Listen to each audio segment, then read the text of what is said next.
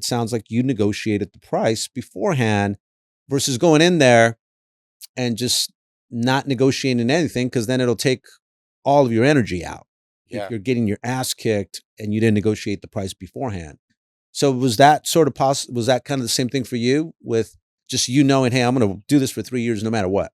Yeah. I think even before I started, I negotiated that price and said, I don't care if I don't make a penny for a year, for 2 years, as long as within 3 years, I'm making $30,000 a month, which was the average income at the vice president position. I said, I don't care if I make a dime for 3 years, Mm-hmm. but at 3 years, I want to make at least 30,000 a month. And then what's crazy is it happened faster. I was making money a lot faster, and I was committed to whatever hours it took around my busy schedule, whatever sacrifices I had to make. I had negotiated that price up front, because quitting would have proved to my dad that I was what he called me growing up. So quitting was never an option. Stopping was never an option. It was almost like I have no choice. It's like you burn your boats. I think Anthony Robbins said, you burn your boats. So you're either going to fight and win, or you're going to fight and die. So I made that commitment. I'm going to fight no matter what, and I'm not going to die. Yeah. Think and Grow Rich also. And that's why it's important people hear your story, because we're like, and this is not the truth, but I'm going to say that we live in a microwave society now, where everybody wants it now. They want fast success now. We're in the solar business, alarm business. Mm-hmm. Edwin, Fortune 5,000. How many times with a Skyline? And I know there's been many people that have came and gone, that you look at him and you say, man, this guy's going to be bigger than me. And then all of a sudden they disappear. How have you handled that? Or what advice would you give to someone who's just starting in a sales organization?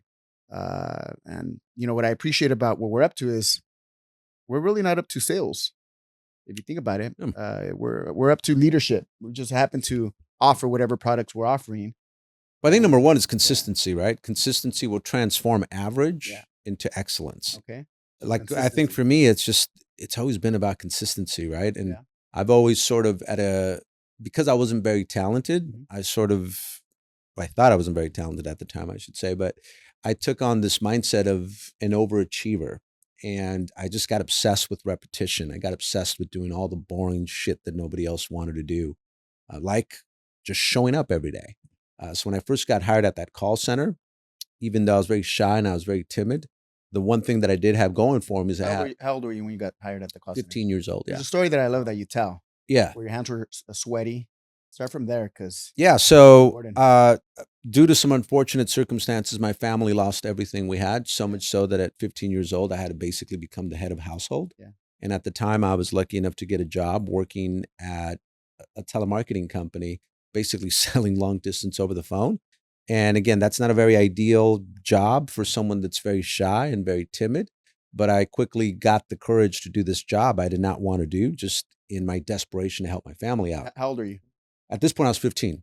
You're 15 selling telecom, and probably none of your friends had a phone. Exactly. But I was so desperate to get out of the situation that we were in, that it was the only place that would hire me. But even though I was very shy and I was very timid, the one gift that I did have was that I was a big dreamer. I always dreamt big. I always had huge goals.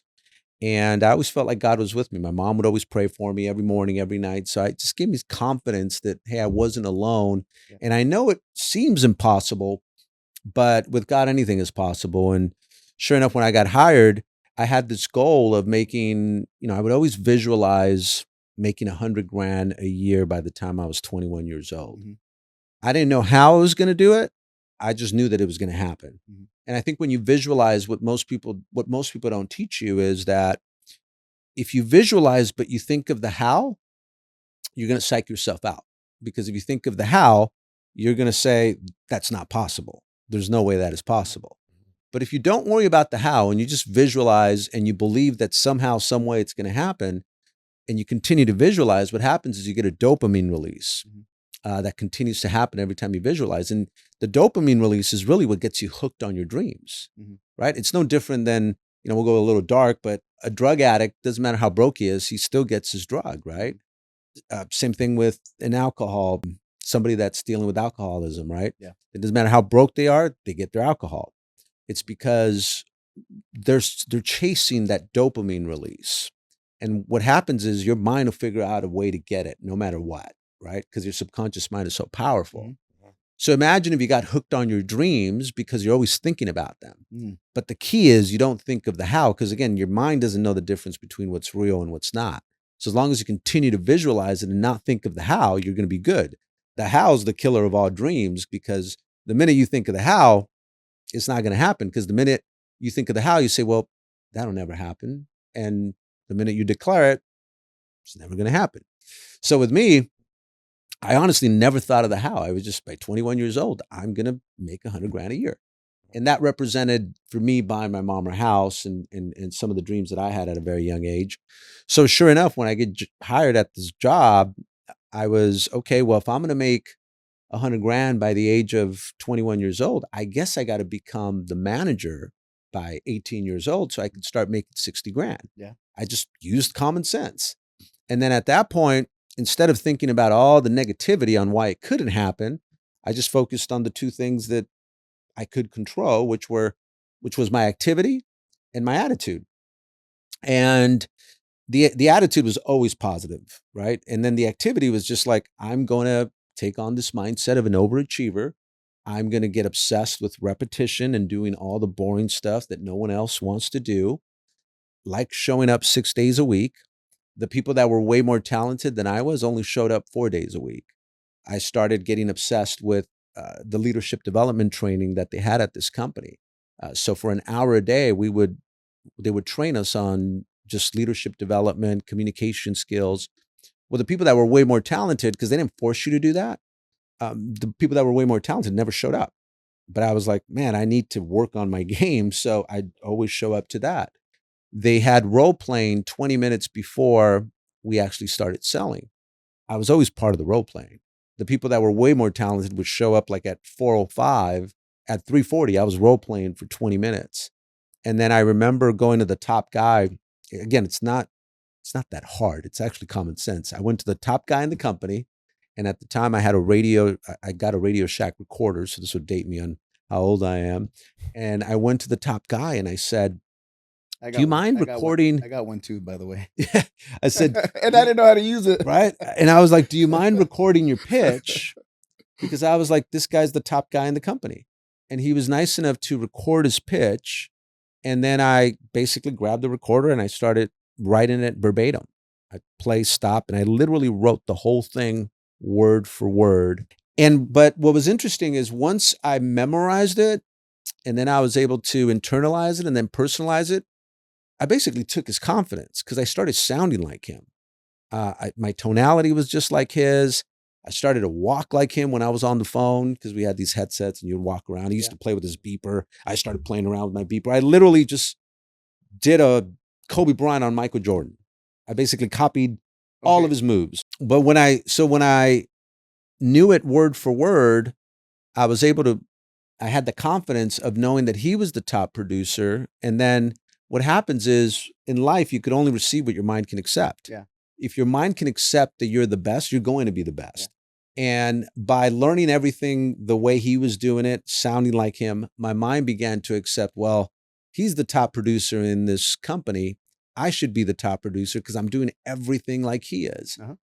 Except I'm putting even more work because I was working way harder than he was. How old are you now? 47.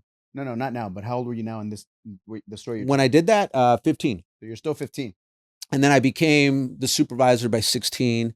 And then I became the manager by 18 years old. And see, we all have this unlimited potential, but it is limited to where you're at today. Yeah. So when I was 15 years old, the goal was to make $100,000 a year by the time I was 21, right? Uh-huh. That was the goal. Did I believe it, like in my heart? No. What drove you? Why was 100,000 so important? Oh, because I wanted to take care of my dad and my mom, and then I had these huge goals myself. Yeah. But I think it's important to know that, look, at 15 years old, that was the dream, but I didn't fully believe it. Mm-hmm. So you don't believe something in your heart until you experience it, right? So the reason I say your potential is limited, you have an unlimited potential, but it is limited to where you're at today. So at 15 years old, it was limited. But guess what? When I became the supervisor at 16, it unlocked a new level of potential. And then I became the manager at 18. And then your mind begins to accept more and more. Because now when I became the manager at 18 years old, I was like, wait a minute, I'm managing people that are twice my age. I'm managing people that are going to college. I'm managing people that are way smarter than me. So my mind begins to think, well, shit, you must be pretty good, right? Maybe you are worth $100,000 a year because you're 18 and you're already managing 40 people.